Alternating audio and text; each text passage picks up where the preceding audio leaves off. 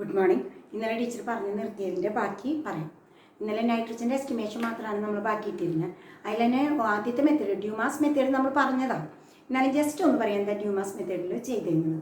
നമ്മുടെ ഒരു known mass of an organic compound ഇത്ര ഗ്രാം എന്ന് പറയും, 2 ഗ്രാമോ 1 ഗ്രാമോ ഒരു known mass of an organic compound CuO ചേർത്ത് ഹീറ്റ് ചെയ്യും. In an atmosphere of CO2 carbon ഡൈ ഓക്സൈഡിൻ്റെ അറ്റ്മോസ്ഫിയറിൽ കോപ്പർ ഓക്സൈഡ് ചേർത്ത് ഹീറ്റ് ചെയ്യും. നമുക്കറിയാം ഇതിലുള്ള കാർബൺ മുഴുവൻ CO2 ആയിട്ട് മാറും, ഹൈഡ്രജൻ മുഴുവൻ H2O ആയിട്ട് മാറും. അത് കഴിഞ്ഞ് അവിടെ നിന്ന് നമ്മുടെ nitrogen set free as N2. Nitrogen അവിടെ N2 ആയിട്ടുണ്ടാവും. അപ്പം നമ്മുടെ ഗേഷ്യസ് മിക്സ്ചറിൽ എന്തൊക്കെയുണ്ട്? CO2 H2O N2. പക്ഷെ ചിലപ്പോൾ നൈട്രജന് വല്ല ഓക്സൈഡ് ഉണ്ടായിട്ടുണ്ടാവും. അങ്ങനെ നൈട്രജന് വല്ല ഓക്സൈഡ് ഉണ്ടായിട്ടുണ്ടെങ്കിൽ അതിനെ ആ മിക്സ്ചറിന് അങ്ങനെ തന്നെ ഹീറ്റഡ് കോപ്പറിലോട്ട് കടത്തിവിടാം. അപ്പം നൈട്രജൻ്റെ ഓക്സൈഡ് വീണ്ടും എന്തായിട്ട് മാറും? നൈട്രജനായിട്ട് മാറും. എന്നിട്ട് ഈ gaseous mixture containing CO2 H2O and N2നെ നമ്മൾ aqueous copper sulphate solution aqueous potassium hydroxide solution എടുത്ത ട്യൂബിലേക്ക് കടത്തിവിടും. ഒരു ഗ്രാജുവേറ്റഡ് ട്യൂബിലാണ് നമ്മൾ അക്വസ് പൊട്ടാസ്യം ഹൈഡ്രോക്സൈഡ് സൊല്യൂഷൻ എടുത്തേക്കുന്നത്. അതിൽ H2Oയും CO2 ആ ലൈനിൽ ലയിക്കും. നൈട്രജൻ ലയിക്കില്ല. നൈട്രജൻ അതിൻ്റെ മുകളിൽ കളക്ട് ചെയ്യും. ആ ഗ്രാജുവേറ്റ് സിൻസ് അതൊരു ഗ്രാജുവേറ്റഡ് ട്യൂബായ കാരണം അവിടെ കളക്ട് ചെയ്ത നൈട്രജൻ്റെ അളവ് നമുക്കറിയാം. Suppose volume of nitrogen collected നമ്മൾ ഇന്നലെ പറഞ്ഞത് V1 ml. അവിടെ നൈട്രജൻ കളക്ട് ചെയ്ത പ്രഷർ, അറ്റ്മോസ്ഫിയർ പ്രഷർ എന്ന് പറയുന്നത് സറൗണ്ടിങ് പ്രഷർ, അത് ലെറ്റ് ഇറ്റ് ബി P. ആ കളക്ട് ചെയ്ത നൈട്രജൻ ഗ്യാസിൻ്റെ അത് മോയിസ്റ്റ് നൈട്രജൻ ഗ്യാസ് ആണ്. കാരണം അവിടെ നൈട്രജൻ മാത്രമല്ല കളക്ട് ചെയ്യുമ്പോൾ അതിൽ വാട്ടർ വേപ്പറും കൂടി ഉണ്ടാവും. കാരണം നമ്മൾ സൊല്യൂഷൻ അക്വസ് സൊല്യൂഷന് മുകളിലല്ലേ അത് കളക്ട് ചെയ്യണം. അപ്പോൾ അവിടെ നൈട്രജൻ N2 പ്ലസ് വാട്ടർ വേപ്പറും കൂടി ഉണ്ടാവും. സോ നമുക്ക് കിട്ടിയ പ്രഷറിൽ നിന്ന് വാട്ടർ വേപ്പറിൻ്റെ പ്രഷർ മൈനസ് ചെയ്യണം. വാട്ടർ വേപ്പറിൻ്റെ പ്രഷറിനെ നമ്മൾ പറയുന്ന പേരാണ് അക്വസ് ടെൻഷൻ. അതാണ് P1. അപ്പോൾ പ്രഷർ ഓഫ് N2 അതിൻ്റെ പ്രഷർ കിട്ടാൻ ആദ്യത്തെ പ്രഷർ ഒന്ന് അക്വസ് ടെൻഷൻ മൈനസ് ചെയ്യാം. അപ്പോൾ നമുക്ക് P1 കിട്ടും. P1 മില്ലിമീറ്ററിലാണ് നമ്മൾ പ്രഷർ പറയും, അറ്റ്മോസ്ഫിയറിലല്ല, millimetres of mercury. Then room temperature T1 kelvin. ഇതിനെ നമ്മൾ സ്റ്റാൻഡേർഡ് കണ്ടീഷൻ STP ആയിട്ട് കണക്ട് ചെയ്യുമ്പോൾ കേട്ടോ. STP നമുക്കറിയാം T0 273 kelvin, P0 1 atmosphere, that means 760 millimeters. Then നമുക്ക് V0 കാൽക്കുലേറ്റ് ചെയ്യാം. നമ്മുടെ ഫോർമുല ഇതാണ്. P0 V0 by T0 is equal to P1 V1 by T1. From this volume of nitrogen at STP, P0 നമുക്ക് calculate ചെയ്യാം. P1 V1 by T1 into T0 by P0. ഇത് നമുക്ക് substitute ചെയ്യാം. P1 V1 by T1 into 273 by 760. അത്രയും millilitre volume കിട്ടി. Nitrogen gas at STP ആണ് കേട്ടോ. നമുക്ക് STPയിൽ വേറൊരു ഫോർമുല നമ്മുടെ കയ്യിലുണ്ട്. At STP 1 mole of any gas occupies 22.4 litre volume. അപ്പോൾ STPയിൽ സ്റ്റാൻഡേർഡ് ടെമ്പറേച്ചർ ആൻഡ് പ്രഷർ കണ്ടീഷനിൽ ഏതൊരു ഗ്യാസിൻ്റെയും 1 mole ഓഫ് ഇവിടെ നൈട്രജൻ അല്ലേ occupies 22.4 ലിറ്റർ. ദാറ്റ് മീൻസ് മില്ലിലിറ്ററിലാക്കുമ്പോൾ 22,400 milliliter വോളിയം അറ്റ് STP. അപ്പോൾ 1 mole നൈട്രജൻ ഗ്യാസിന്റെ വോളിയം എത്രയാണ്? ദാറ്റ് മീൻസ് ഇത്ര നൈട്രജൻ ഗ്യാസിന്റെ മാസ് എന്ന് പറയുന്നത് 1 മോളിന്റെ മാസ്, ദാറ്റ് മീൻസ് 28 gram. അപ്പോൾ mass of 22,400 milliliter nitrogen at STP 28 grams 1 mole. നമുക്കിവിടെ അത്രയൊന്നുമില്ല. നമുക്കിവിടെ V0 ml ഉള്ളൂ കേട്ടോ. V0 ml. അങ്ങനെയാണെങ്കിൽ mass of V0 ml nitrogen at STP 28 divided by 22,400 into V0. V0 നമ്മളിവിടെ കാൽക്കുലേറ്റ് ചെയ്ത് വെച്ചിട്ടുണ്ടാവും കേട്ടോ. അപ്പോൾ മാസ് ഓഫ് നൈട്രജൻ കിട്ടി. മാസ് ഓഫ് നമ്മളെടുത്ത ഓർഗാനിക് കോമ്പൗണ്ടിന്റെ mass let it be m gram ആണെന്ന് കരുതും. അങ്ങനെയാണെങ്കിൽ percentage of nitrogen is equal to 28 into V0 divided by 22,400 divided by mass of organic substance into 100 percentage. കാണുമ്പോൾ നമുക്ക് സാധാരണ ഫോർമുല തന്നെ. അപ്പോൾ ഇത് വെച്ചിട്ട് നമുക്കൊരു പ്രോബ്ലം ചെയ്യുന്നതല്ലേ, നമ്മൾ പ്രോബ്ലം ചെയ്തില്ലായിരുന്നു, ഈ ഫോർമുലയിലേക്ക് എത്തിയിരുന്നു.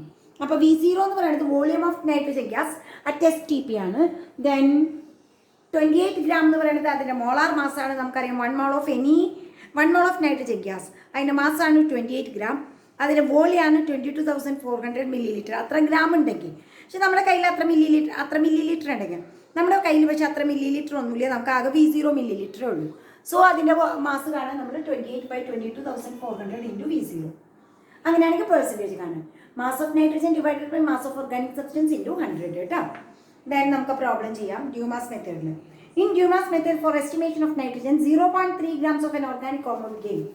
ഓർഗാനിക് കോമ്പൗണ്ടിൻ്റെ mass 0.3 gram gave 50 ml of nitrogen collected. അപ്പോൾ കളക്ട് ചെയ്ത നൈട്രജൻ്റെ വോളിയം നമ്മൾ V1 ആണ് പറയുക, അത് 50 ml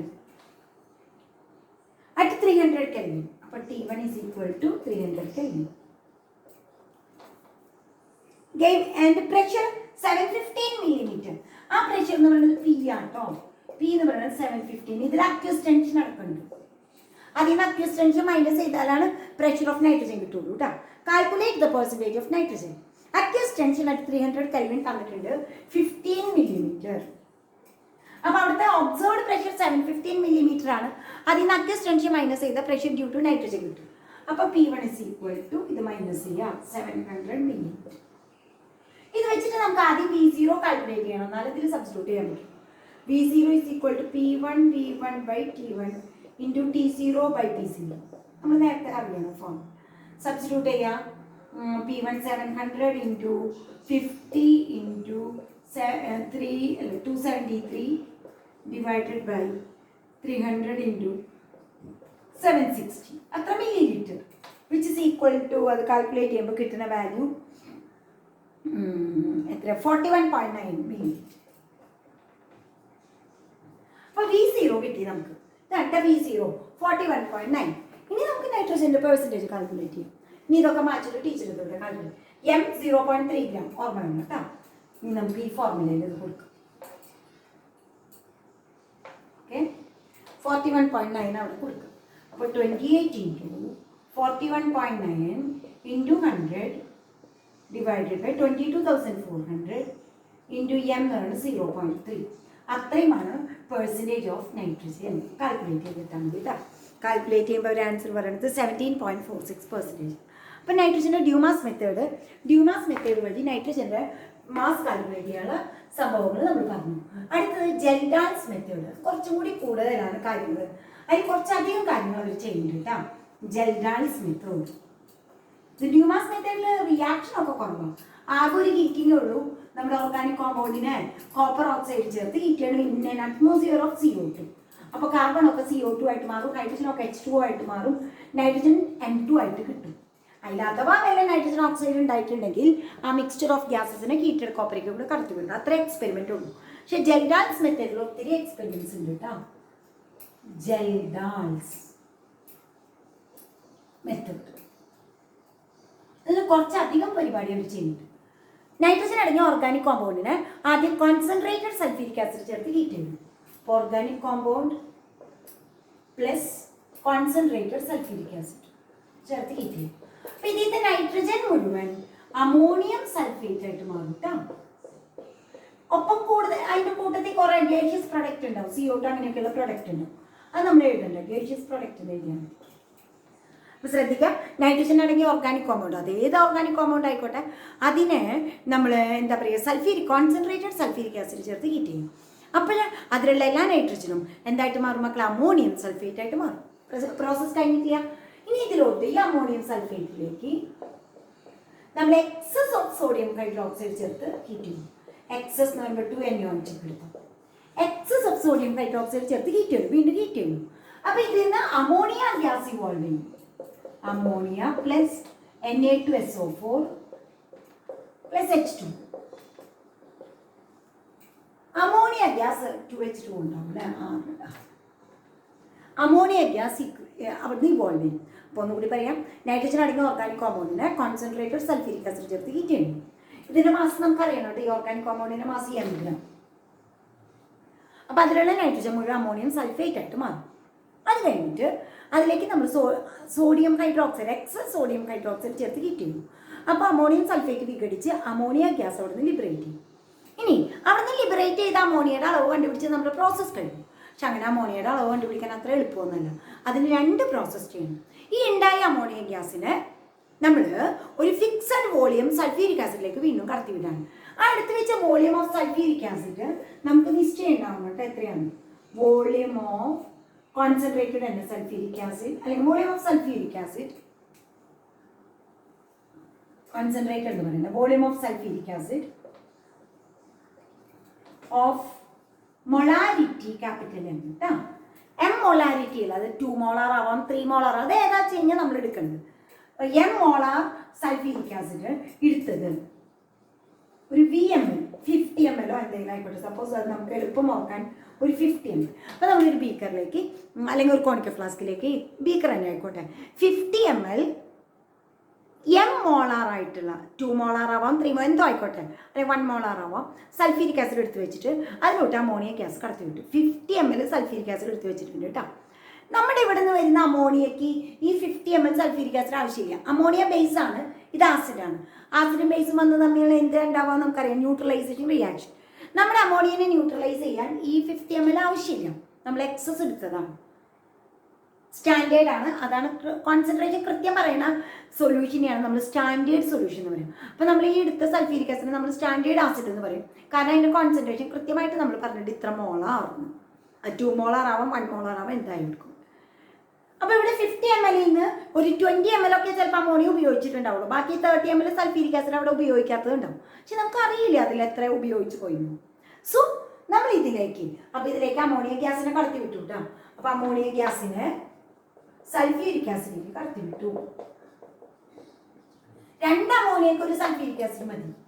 അത് അമോണിയം സൾഫേറ്റ് ആയിട്ട് +H2 ആസിഡ് ബേസ് നമ്മൾ ചേർന്ന് സോൾട്ട് മാറ്റുന്നുണ്ട്.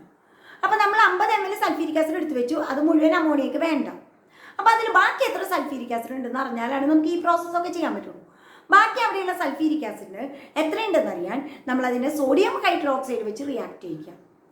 അപ്പോൾ ആ സോഡിയം ഹൈഡ്രോക്സൈഡ് എത്ര ml സോഡിയം ഹൈഡ്രോക്സൈഡ് എടുത്തോ അതിൻ്റെ പകുതി ml അവിടെ സൾഫ്യൂരിക് ആസിഡ് ബാക്കി ഉണ്ടായിട്ടുണ്ടാവും. അതിന് ചെയ്യുന്ന പ്രോസസ്സാണ് ടൈട്രേഷൻ. അത് അടുത്ത വർഷം നമ്മൾ ലാബിൽ ചെയ്യും. അപ്പോൾ ഈ ആസിഡ് മിക്സ്ചർ കോണിക്ക ഫ്ലാസ്കിൽ എടുക്കും. അപ്പോൾ ഒരു കോണിക്ക ഫ്ലാസ്കിൽ ഈ ആസിഡ് മിക്സ്ചർ കേട്ടോ 50 ml ആസിഡ് നമ്മൾ എടുത്തിട്ടുണ്ട്. അതിലേക്ക് നമ്മൾ അമോണിയ കടത്തി വിട്ടിട്ടുണ്ട്. അപ്പോൾ ന്യൂട്രലൈസേഷൻ കഴിഞ്ഞ് ബാക്കി ചിലപ്പോൾ ഒരു 30 ml ഒക്കെ സൾഫ്യൂരിക് ആസിഡ് ബാക്കിയുണ്ടാവും, നമുക്ക് അറിയില്ല എത്രയാണ്. ഇനി നമ്മൾ ഇതിലേക്ക് ടൈട്രേഷൻ ചെയ്യുമ്പോൾ ഇവിടെ ഈ കോണിക്ക ഫ്ലാസ്കിൽ ഇതെടുത്തു, ബ്യൂററ്റ് ഉണ്ടാവും ഇവിടെ ഒക്കെ നമ്മൾ അടുത്ത വർഷം പഠിക്കും. ബ്യൂററ്റ് ടാപ്പൊക്കെ വെച്ചിട്ട് ബ്യൂററ്റ് ഉണ്ടാവും. ബ്യൂററ്റിൽ നമ്മൾ സോഡിയം ഹൈഡ്രോക്സൈഡ് ലൈനിടത്തേക്കാണ്, അതും സ്റ്റാൻഡേർഡ് സോഡിയം ഹൈഡ്രോക്സൈഡാണ്. ഇവിടെ എടുത്ത സൾഫ്യൂരിക് ആസിഡ് 1 മോളാർ ആണെങ്കിൽ നമ്മൾ എടുക്കണ NaOH 1 മോളാർ എടുക്കാം. ഇവിടെ എടുത്ത സൾഫ്യൂരിക് ആസിഡ് 2 മോളാർ ആണെങ്കിൽ നമ്മൾ NaOH അതേപോലെ തന്നെ എടുക്കാം. അപ്പോൾ എം മോളാർ ആയിട്ടുള്ള സൾഫ്യൂരിക് ആസിഡ് എടുത്തു, അതുപോലെ എം മോളാർ ആയിട്ടുള്ള NaOH സൊല്യൂഷൻ ഇവിടെ എടുത്തു, ബ്യൂററ്റിലെടുത്തു. ടൈട്രേഷൻ ചെയ്യാം. ടൈട്രേഷൻ ചെയ്യുമ്പോൾ ഇൻഡിക്കേറ്റർ ഒക്കെ ആഡ് ചെയ്യണം കേട്ടോ. എന്നാലും എപ്പോഴാണ് റിയാക്ഷൻ അവസാനിച്ചതെന്ന് അറിയാൻ നമ്മളെ സഹായിക്കുന്ന സബ്സ്റ്റൻസ് ആണ് ഇൻഡിക്കേറ്റർ. ഇൻഡിക്കേറ്റർ ഒക്കെ ആഡ് ചെയ്തിട്ടാണ് നമ്മൾ ഈ പ്രോസസ്സ് ചെയ്യുന്നത്. അങ്ങനെ ചെയ്തിട്ട് അതൊക്കെ അടുത്ത വർഷം നമ്മൾ അറിയും കേട്ടോ. അതൊക്കെ ചെയ്ത് കഴിഞ്ഞ് നമ്മൾക്ക് ഇവിടുത്തെ ബാക്കിയുള്ള സൾഫ്യൂരിക് ആസിഡിന് ന്യൂട്രലൈസേഷൻ സംഭവിച്ചു കഴിഞ്ഞാൽ ബ്യൂററ്റിൽ നിന്ന് എത്ര സോഡിയം ഹൈഡ്രോക്സൈഡ് ഉപയോഗിച്ച് പോയി എന്നറിയാം. എത്ര സോഡിയം ഹൈഡ്രോക്സൈഡ് ഉപയോഗിച്ച് പോയി? സപ്പോസ് 40 ml സോഡിയം ഹൈഡ്രോക്സൈഡ് ഉപയോഗിച്ചു എന്ന് കരുതി. ഇവിടെയുള്ള സൾഫ്യൂരിക് ആസിഡിനെ ന്യൂട്രലൈസ് ചെയ്യാൻ ഈ ബ്യൂററ്റിൽ നിന്ന് 40 ml സോഡിയം ഹൈഡ്രോക്സൈഡ് ഉപയോഗിച്ചിട്ടുണ്ടെങ്കിൽ അതിൻ്റെ അർത്ഥം ഇവിടെ സൾഫ്യൂരിക് ആസിഡ് എത്ര ml ഉണ്ടായിരുന്നു? 20 ml. അങ്ങനെയാണ് കണ്ടുപിടിക്കുന്നത്. എത്ര സോഡിയം ഹൈഡ്രോക്സൈഡ് ബ്യൂററ്റിൽ നിന്ന് ഉപയോഗിച്ചു പോയി, അതിൻ്റെ പകുതി സൾഫ്യൂരിക് ആസിഡ് അവിടെ അൺറിയാക്റ്റഡ് ആയിട്ട് കിടന്നിരുന്നു. അപ്പം 50 ml നമ്മൾ ആദ്യം എടുത്തിട്ടുണ്ടായിരുന്നു, അതിൽ 20 ml ആണ് ബാക്കി കിടന്നിരുന്നത്. 20 ml ബാക്കി കിടന്നു, 30 ml ഈ അമോണിയ ഉപയോഗിച്ച് പോയി എന്നർത്ഥം. അങ്ങനെയാണ് കണ്ടുപിടിക്കുക. അപ്പോൾ ശ്രദ്ധിക്കുക, കുറേ എക്സ്പെരിമെൻറ്റ് നമ്മളിവിടെ ചെയ്തു. ഏതൊക്കെയാണ്? ഓർഗാനിക് കോമ്പൗണ്ടിനെ കോൺസെൻട്രേറ്റഡ് സൾഫ്യൂരിക് ആസിഡ് ചേർത്ത് ഹീറ്റ് ചെയ്യും. അപ്പോൾ നമ്മൾ ഓർഗാനിക് കോമ്പൗണ്ടിലുള്ള നൈട്രജനൊക്കെ അമോണിയം സൾഫേറ്റ് ആയിട്ട് കൺവേർട്ട് ചെയ്തു. ആ മിക്സ്ചറിലോട്ട് എക്സസ് സോഡിയം ഹൈഡ്രോക്സൈഡ് എടുത്ത് ഒഴിച്ച് വീണ്ടും ഹീറ്റ് ചെയ്യും. അപ്പോൾ അമോണിയം സൾഫേറ്റ് എന്ന് പറയുന്ന കോമ്പൗണ്ട് വിഘടിച്ച് അമോണിയ ഗ്യാസ് ഉണ്ട്. ആ അമോണിയ ഗ്യാസിനെ നമ്മൾ എടുത്ത് വെച്ചിട്ടുള്ള standard sulphuric acid with molarity M molar sulphuric acid ആയ ഫിക്സഡ് വോളിയം കേട്ടോ. ഒരു VML എന്ന് പറയാം, അത് 50 ml എത്ര ആയിക്കോട്ടെ, നമുക്ക് ഓർക്കാൻ എളുപ്പം 50 ml sulphuric acid, excess sulphuric acid എടുത്ത് വെച്ചിട്ട് അതിലേക്ക് ഈ ലിബറേറ്റഡ് അമോണിയനെ കടത്തി വിട്ടു. അമോണിയ ന്യൂട്രലൈസേഷൻ നടന്നു.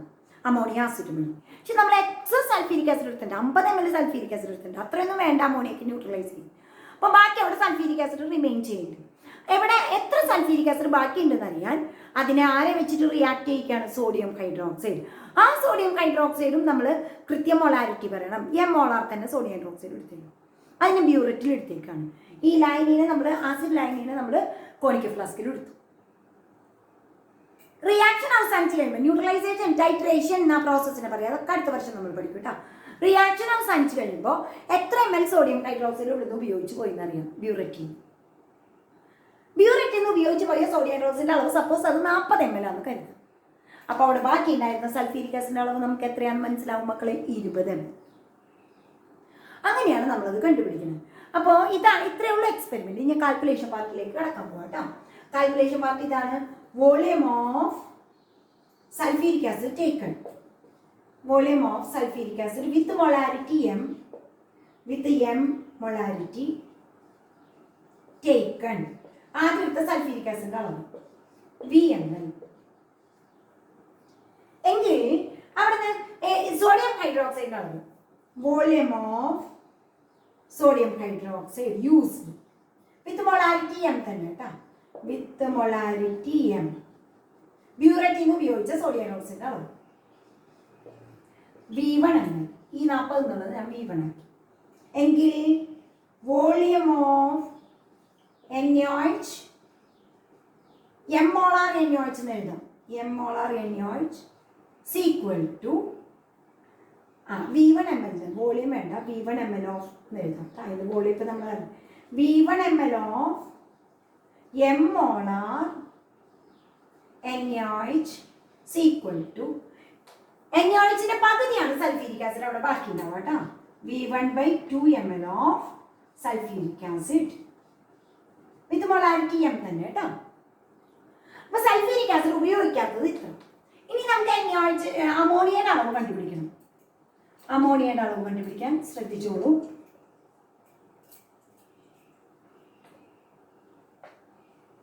നമ്മൾ ആദ്യം എടുത്തത് VmL സൾഫ്യൂരിക് ആസിഡ് ആയിരുന്നു. അതിൽ നിന്നിപ്പോൾ എത്ര ml സൾഫ്യൂരിക് ആസിഡ് NaOH ഉപയോഗിച്ചു? V1/2. അപ്പോൾ ബാക്കിയുള്ളതാണ് നമ്മുടെ അമോണിയ ഉപയോഗിച്ചേക്കുന്നത്. അപ്പോൾ volume of sulphuric acid used by ammonia കേട്ടോ. V minus V1/2. അത്രയാണ് അവിടെ ബാക്കി കിടന്നിരുന്നത്. അതാണ് ആര് ഉപയോഗിച്ച് പോയത്? ആദ്യത്തെ അമോണിയ ഉപയോഗിച്ച ആസിഡിന്റെ അളവാണ് ഇത്. എങ്കിൽ അമോണിയയുടെ അളവ് V minus V1/2 ml M molar H2SO4 equal to sulphuric acid 10 ml ഇവിടെ ഉണ്ട് വെച്ച് കഴിഞ്ഞാൽ 20 ml അമോണിയ ഉണ്ടായിരുന്നു. സൾഫ്യൂരിക് ആസിഡിന്റെ ഇരട്ടി ഇതാണ്. ഓക്കെ, സൾഫ്യൂരിക് ആസിഡിന്റെ ഇരട്ടിയാണ് അമോണിയയുടെ അളവ്. അപ്പോൾ സൾഫ്യൂരിക് ആസിഡ് എത്രയാണെങ്കിൽ അതിന്റെ ഇരട്ടി അമോണിയ. അപ്പോൾ 2 × V minus V1/2 ml M molar NH3. ഇനി നമ്മുടെ കാൽക്കുലേഷൻ സിമ്പിളാണ്. ഇത്ര വരെ നമുക്ക് അറിയുള്ളൂ. ഒന്നുകൂടി പറയാൻ ശ്രദ്ധിച്ചേ മക്കളെ. നമ്മുടെ ഓർഗാനിക് കോമ്പൗണ്ടിന് ആദ്യം കോൺസെൻട്രേറ്റഡ് സൾഫ്യൂരിക് ആസിഡ് ചേർത്ത് ഹീറ്റ് ചെയ്തു. ഓർഗാനിക് കോമ്പൗണ്ടിലെ എല്ലാ നൈട്രജനും അമോണിയം സൾഫേറ്റ് ആയിട്ട് മാറി. അതിലേക്ക് എക്സസ് NaOH ചേർത്ത് വീണ്ടും ഹീറ്റ് ചെയ്തു. അപ്പോൾ അമോണിയം സൾഫേറ്റ് വിഘടിച്ച് അമോണിയ ഉണ്ടായി, NH3 ഉണ്ടായി. ആ NH3നെ നമ്മൾ excess sulphuric acid with molarity M, നമ്മൾ എടുത്തു വെച്ച സൾഫ്യൂരിക് ആസിഡിന്റെ അളവ് VmL ആയിരുന്നു, അതിലേക്ക് കടത്തി വിട്ടു. അപ്പോൾ അമോണിയ ന്യൂട്രലൈസ് ചെയ്തു. എത്ര ml അമോണിയ അവിടെ ലിബറേറ്റ് ചെയ്തു എന്ന് നമുക്ക് കണ്ടുപിടിക്കാൻ സൾഫ്യൂരിക് ആസിഡിനെ തന്നെ ആശ്രയിക്കണം. ആ സൾഫ്യൂരിക് ആസിഡിൽ കുറേ അമോണിയ ഉപയോഗിച്ചിട്ടുണ്ട്. എത്ര സൾഫ്യൂരിക് ആസിഡ് അവിടെ ഉപയോഗിച്ചു എന്നറിയാനായിട്ട് ബാക്കിയുള്ള സൾഫ്യൂരിക് ആസിഡിന്റെ അളവ് വെച്ചാൽ നമ്മൾ പരിപാടി ചെയ്യുന്നത്. ബാക്കി അവിടെ VmL എടുത്തു. ബാക്കി എത്ര സൾഫ്യൂരിക് ആസിഡ് ഉണ്ടെന്ന് അറിയാനായിട്ട് ഈ ആസിഡ് മിക്സ്ചറിനെ കോണിക്കൽ ഫ്ലാസ്കിൽ എടുത്തിട്ട് ബ്യൂററ്റിൽ sodium hydroxide, standard sodium hydroxide solution എടുത്തു. M മോളാർ സൊല്യൂഷനിലുള്ള കോൺസെൻട്രേഷനിലുള്ള സ്റ്റാൻഡേർഡ് സോഡിയം ഹൈഡ്രോക്സൈഡ് എടുത്തു. ഇവരെ ടൈട്രേറ്റ് ചെയ്യിച്ചു, റിയാക്ട് ചെയ്യിച്ചു. എത്ര ml സോഡിയം ഹൈഡ്രോക്സൈഡ് ഉപയോഗിച്ചിട്ടാണ് ഇവിടെ ബാക്കി കിടക്കുന്ന സൾഫ്യൂരിക് ആസിഡിനെ ന്യൂട്രലൈസ് ചെയ്തതെന്ന് ബ്യൂററ്റിൽ നിന്ന് കിട്ടും. ബ്യൂററ്റിൽ നിന്ന് കിട്ടുന്ന സോഡിയം ഹൈഡ്രോക്സൈഡ് അളവോടെ ടീച്ചർ കൊടുത്തിട്ടുണ്ട് V1 ml. V1 ml sodium hydroxide ഉപയോഗിച്ചിട്ടുണ്ടെങ്കിൽ അതിന്റെ പകുതി സൾഫ്യൂരിക് ആസിഡ് അവിടെ ഉണ്ടായിരുന്നു എന്നർത്ഥം. എങ്കിൽ V1 ml m molar sodium hydroxide എന്ന് പറയുന്നത് അതിന്റെ പകുതി ml സൾഫ്യൂരിക് ആസിഡിന് തുല്യമാണ്. V1/2 sulphuric acid. അപ്പൊ ടോട്ടൽ VmL സൾഫ്യൂരിക് ആസിഡ് എടുത്തിട്ടുണ്ടായിരുന്നു. അതിൽ V1/2 മൈനസ് ചെയ്താ V-V1/2 ml സൾഫ്യൂരിക് ആസിഡ് ആണ് ആര് ഉപയോഗിച്ചത്? അമോണിയ ഉപയോഗിച്ചത്. അപ്പോൾ V-V1/2 ml സൾഫ്യൂരിക് ആസിഡ് ആണ് അമോണിയ ഉപയോഗിച്ചത്. ഇത് 10 ml സൾഫ്യൂരിക് ആസിഡ് അമോണിയ ഉപയോഗിച്ചിട്ടുണ്ടെങ്കിൽ അമോണിയയുടെ അളവ് 20 ml ആണ്. അപ്പോൾ 2 × V-V1/2 ml m molar NH3. ഇനി കാൽക്കുലേഷനിലേക്ക് കിടക്കാം കേട്ടോ. ഇനി പണ്ടത്തെ പോലെ കാൽക്കുലേഷൻ ഇതുവരെയും ബുദ്ധിമുട്ടുള്ളൂ. അതാ പറഞ്ഞ ജെൽഡാൽസ് മെത്തേഡ് കുറച്ചുണ്ട് പഠിക്കാനായിട്ട്. ഇനി നമ്മുടെ കാൽക്കുലേഷനിലേക്ക് വരാം കേട്ടോ. 1000 ml 1 മോളാർ H2SO4 NH3 ഇവിടെ അമോണിയ ഇപ്പോൾ 1 molar NH3 contains 14 grams nitrogen. 1 molar NH3 അതും 1000 ml ഉണ്ടെങ്കിൽ അതിൽ എത്ര ഗ്രാം നൈട്രജൻ ഉണ്ട്? 14 grams. NH3യുടെ 1 മോളാർ എന്ന് വെച്ച് കഴിഞ്ഞാൽ മോളാർ മാസ് ഇൻ ഗ്രാംസ് ആണ്. അതായത് NH3 എന്ന് വെച്ചാൽ അതിൻ്റെ മോളാർ മാസ് 17 ഗ്രാം. 17 ഗ്രാം 1 ലിറ്ററിൽ അയിനി ഉണ്ടാക്കിയാൽ അതിന് എത്ര ഗ്രാം നൈട്രജൻ ഉണ്ട് മക്കളെ? 14 grams. നമ്മളിവിടെ m മോളാറുള്ള NH3 ആണ് എടുത്തേക്കണേ. അത് ഇത്ര m. അങ്ങനെയാണെങ്കിൽ നമ്മൾ പറയും എങ്കിൽ 1 ml 1 മോളാർ NH3 എത്രയുണ്ട്? കണ്ടെയ്ൻസ് 14/1000. എങ്കിൽ 1 ml m മോളാർ NH3 നമ്മളെടുത്ത് m മോളാർ അല്ലേ? Contains 14/1000 into m. 1 ml നമുക്ക് എത്ര ml ഉണ്ട്? ഇത്രയുണ്ട്. എങ്കിൽ 2 × V-V1/2 ml m molar NH3 contains ഈ വോളിയം കൊണ്ട് ഇതിനെ ഗുണിക്കാം 14 × m into 2 × V-V1/2 divided by 1000 grams. അപ്പൊ നൈട്രജന്റെ മാസ് കിട്ടിയില്ല നമുക്ക്. അപ്പോ നമ്മൾ എടുത്ത നമുക്ക് കിട്ടിയ ഓർഗാനിക് കോമ്പൗണ്ടിൽ ഇത്ര ഗ്രാം നൈട്രജൻ ഉണ്ട് എങ്കിൽ പെർസെന്റേജ് ഓഫ് നൈട്രജൻ കാൽക്കുലേറ്റ് ചെയ്യാം. പെർസെന്റേജ് ഓഫ് നൈട്രജൻ കാണാൻ mass of nitrogen divided by mass of organic compound. Percentage of nitrogen is equal to the mass of nitrogen. 14 × m into 2 × V-V1/2 divided by 1000. That is mass of nitrogen divided by organic compound in the mass m into 100. ജെൽനാൽസ് method ഓർക്കാനും ബുദ്ധിമുട്ടാണ്, കുറച്ച് മനസ്സിലായി. എങ്കിലും ഇതിൽ തോന്നുന്നത് എന്താണെന്ന് പറഞ്ഞ് നിങ്ങൾക്ക് മനസ്സിലാവും. V നമ്മൾ അമോണിയനെ കടത്തിവിട്ട സൾഫ്യൂരിക് ആസിഡ് വോളിയം നമ്മൾക്ക് അവിടെ നിന്ന് ലിബറേറ്റ് ചെയ്ത് കിട്ടിയ അമോണിയ ഗ്യാസിനെ നമ്മൾ സൾഫ്യൂരിക് ആസിഡിലേക്ക് കടത്തിവിട്ടിട്ടുണ്ട്. ആ എടുത്ത സൾഫ്യൂരിക് ആസിഡിന്റെ വോളിയമാണ് V. അതിന്റെ മൊളാരിറ്റിയാണ് ക്യാപിറ്റൽ M. V1 അവിടെ ഉപയോഗിച്ച ഈ സൾഫ്യൂരിക് ആസിഡിനെ ന്യൂട്രലൈസ് ചെയ്യാൻ ടൈട്രേറ്റ് ചെയ്യാൻ ഉപയോഗിച്ച NaOHന്റെ വോളിയം V1. അതിന്റെ മൊളാരിറ്റി M തന്നെ കേട്ടോ. M നമ്മളെടുത്ത ഓർഗാനിക് സബ്സ്റ്റൻസിന്റെ മാസ്. അപ്പം ബാക്കി ഇടയിലുള്ള റിയാക്ഷൻസ് പഠിച്ചില്ലെങ്കിലും ഇത് പഠിച്ചാലും മതി കേട്ടോ. എല്ലാം ഓർക്കാൻ പറ്റിയില്ലെങ്കിലും ഇത് വെച്ചിട്ടുണ്ട് പ്രോബ്ലം ചെയ്യാനായിട്ട്. ജെൽഡാൽസ് മെത്തേഡ് വെച്ചിട്ടുണ്ട് problem. During estimation of nitrogen present in an organic compound by Kjeldahl's method the ammonia evolve from 0.5 gram of compound in Geldahl's estimation neutralized 10 ml of 1 molar sulfuric acid. അപ്പോൾ പറയുന്നത് organic substance എടുത്തേക്കുന്നത് എത്ര ഗ്രാമാ? 0.5 gram. അവർ പറയുന്നത് അവിടെ നിന്ന് evolve ചെയ്ത ammonia gas neutralise ചെയ്യാനായിട്ട് 10 ml sulphuric acid എടുത്തിട്ടുണ്ട്. അപ്പോൾ 10 ml 1 molar sulphuric acid neutralise ചെയ്യാനായിട്ട് എത്ര അമോണിയ ഉണ്ട് നോക്കാം.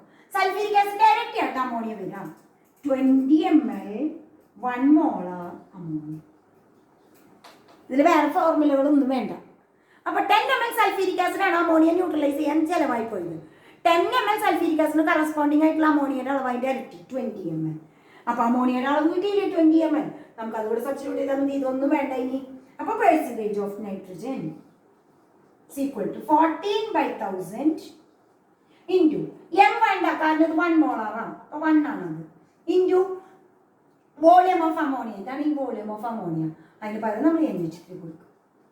അല്ല സോറി 20, 2 into 10 അതാണ് 20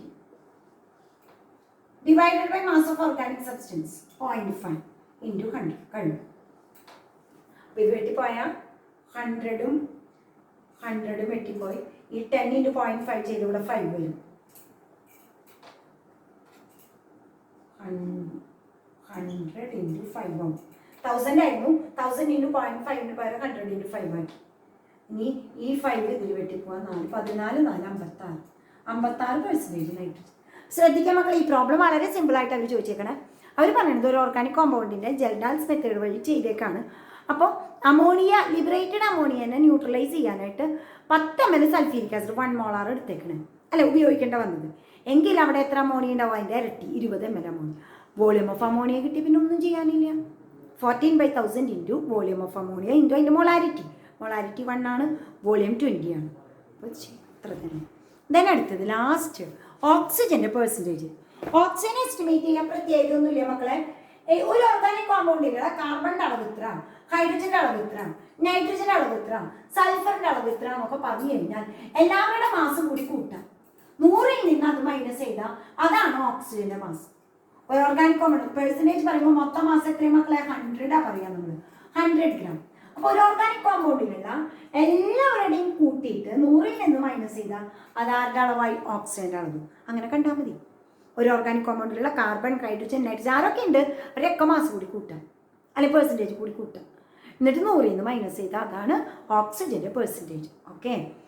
ദെൻ അതല്ലാണ്ട് ഓക്സിജൻ ഡയറക്റ്റായിട്ട് എസ്റ്റിമേറ്റ് ചെയ്യുന്ന ഒരു കാര്യം കൂടി ഉണ്ട്, അതും കൂടി ഒന്ന് പറഞ്ഞ് അവസാനിപ്പിക്കാം. ഓർഗാനിക് കോമ്പൗണ്ടിൽ നിന്ന് ഓക്സിജൻ്റെ അളവ് ഡയറക്റ്റായിട്ട് കണ്ടുപിടിക്കാൻ നമ്മുടെ ഓർഗാനിക് കോമ്പൗണ്ടിനെ നന്നായിട്ട് ഹീറ്റ് ചെയ്യുക, ഡീകമ്പോസ് ചെയ്യണത് in an atmosphere of nitrogen. നൈട്രജൻ്റെ അറ്റ്മോസ്ഫിയറിൽ നമ്മുടെ ഓർഗാനിക് കോമ്പൗണ്ടിനെ ഒന്ന് ഹീറ്റ് ചെയ്യും. അപ്പോൾ അത് ഡീകമ്പോസ് ചെയ്യും. എന്തായാലും ഡീകമ്പോസ് ചെയ്യുമ്പോൾ അതിൽ നമുക്കറിയാം ധാരാളം ഓർഗാനിക് കോമ്പൗണ്ട് ഡീകമ്പോസ് ചെയ്യുമ്പോൾ, ഹീറ്റ് ചെയ്തിട്ട് ഡീകമ്പോസ് ചെയ്യുമ്പോൾ നമുക്കറിയാം CO2 വെച്ചിട്ട് അങ്ങനെ കുറേ ഗേഷ്യസ് പ്രൊഡക്റ്റ് ഉണ്ടാവും. അക്കൂട്ടത്തിൽ ഓക്സിജൻ ഉണ്ടാവും. നമ്മുടെ ഓർഗാനിക് കോമ്പൗണ്ടിലുള്ള ഓക്സിജൻ O2 ആയിട്ട് ലിബറേറ്റ് ചെയ്യും. O2. അപ്പം ഗേഷ്യസ് മിക്സ്ചർ കുറേ ഗേഷ്യസ് പ്രൊഡക്റ്റ് ഉണ്ട്. ഓർഗാനിക് കോമ്പൗണ്ട് ഡീകമ്പോസ് ചെയ്തുല്ലോ. കാർബൺ, ഹൈഡ്രജൻ അങ്ങനെയുള്ളവരൊക്കെ ഗേഷ്യസ് പ്രൊഡക്റ്റ് ഉണ്ട്, ഒപ്പം O2 ഉണ്ടാവും. ആ ഗേഷ്യസ് മിക്സ്ചറിനെ അങ്ങനെ തന്നെ റെഡ് ഹോട്ട് കോക്കിലേക്ക് കടത്തിവിടാം. നല്ല ചുട്ടുപഴുത്ത കോക്കിലേക്ക്, കോക്കെന്ന് വെച്ചാൽ കാർബൺ, റെഡ് ഹോട്ട് കോക്കിലേക്ക് കടത്തിവിടാം. അപ്പോൾ നമ്മുടെ ഓക്സിജൻ കാർബണായിട്ട് ചേർന്ന്, റെഡ് ഹോട്ട് കോക്കായിട്ട് ചേർന്ന് കാർബൺ മോണോക്സൈഡ് ഉണ്ടാവും.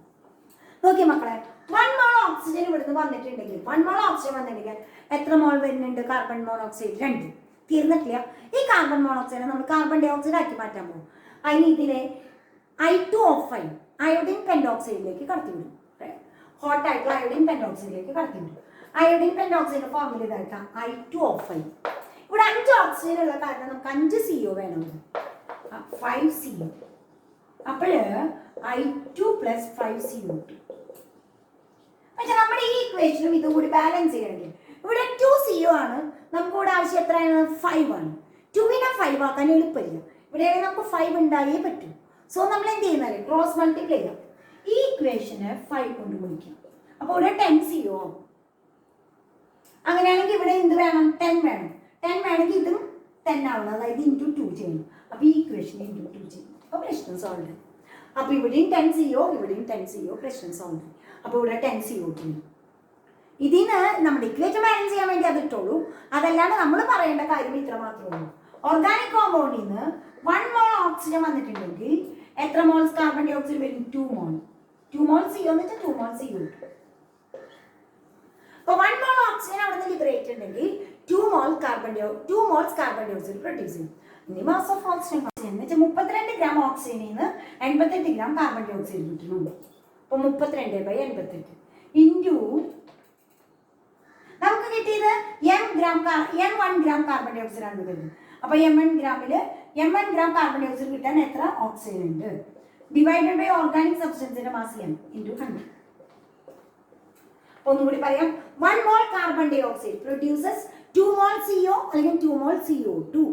2 mol CO2യുടെ മാസാണ് 88 gram. 1 mol CO2ന് 44 gram. അപ്പോൾ 2 mol CO2ന് 88 gram.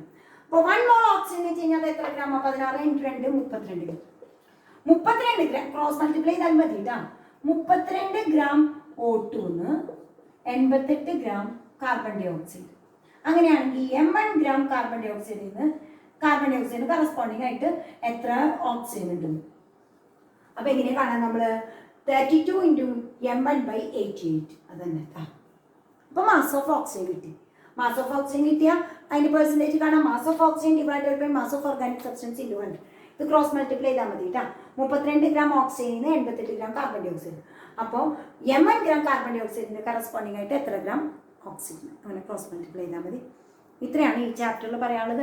ഓക്സിജൻ മാസ് ഇങ്ങനെ കണ്ടുപിടിക്കണമെന്ന് ഒരു നിർബന്ധമില്ല. 100ൽ നിന്ന് ബാക്കിയുള്ള എല്ലാ എലമെൻസിൻ്റെ പെർസെൻറ്റേജ് മൈനസ് ചെയ്ത ഓക്സിജൻ്റെ മാസമായി. അല്ലെങ്കിൽ കണ്ടുപിടിക്കാനുള്ള മെത്തേഡ് ഇതാണ്. ഓർഗാനിക് കോമ്പൗണ്ട് നല്ലവണ്ണം ഹീറ്റ് ചെയ്ത് Indian atmosphere of nitrogen decompose ചെയ്യും, കുറേ ഗേഷ്യസ് പ്രൊഡക്റ്റ് കിട്ടും, ഒപ്പം O2 ലിബറേറ്റ് ചെയ്യും. ഈ മൊത്തം ഗേഷ്യസ് പ്രൊഡക്റ്റുകളെ റെഡ് ഹോട്ട് ആയിട്ടുള്ള കോക്കിക്ക് കൂടെ കടത്തിവിടുക. അപ്പോൾ നമ്മുടെ ഓക്സിജൻ കാർബൺ ആയിട്ട് ചേർന്ന് CO, എല്ലാ ഓക്സിജനും കാർബൺ ആയിട്ട് ചേരും. അപ്പോൾ ഒരു O2 ഉണ്ടെങ്കിൽ 2 CO കിട്ടും. അതിനെ വീണ്ടും I2O5 ആയിട്ട് കോണ്ടാക്ട് വരുത്തിയാൽ CO മാറി CO2. അപ്പോൾ അതിനർത്ഥം 1 മോൾ O2 എന്ന് വെച്ചാൽ 32 ഗ്രാം ഓക്സിജന് കറസ്പോണ്ടിങ് ആയിട്ട് 88 ഗ്രാം CO2 ഉണ്ടാകുന്നുണ്ട്. അങ്ങനെയാണെങ്കിൽ M1 ഗ്രാം CO2 കറസ്പോണ്ടിങ് ആയിട്ട് എത്ര gram O2? X gram. Cross multiply ചെയ്യും. അപ്പോൾ ഓക്സിജൻ്റെ അളവ് കിട്ടി നമുക്ക് 32 divided by 88 into M divided by organic സബ്സ്റ്റൻസിൻ്റെ മാസം, അതായത് M ഇൻറ്റു 100 കേട്ടോ. Okay, thank you. ഡൗട്ട് ഉണ്ടെങ്കിൽ നാളെ ക്ലാസ്സിൽ ചോദിച്ചു.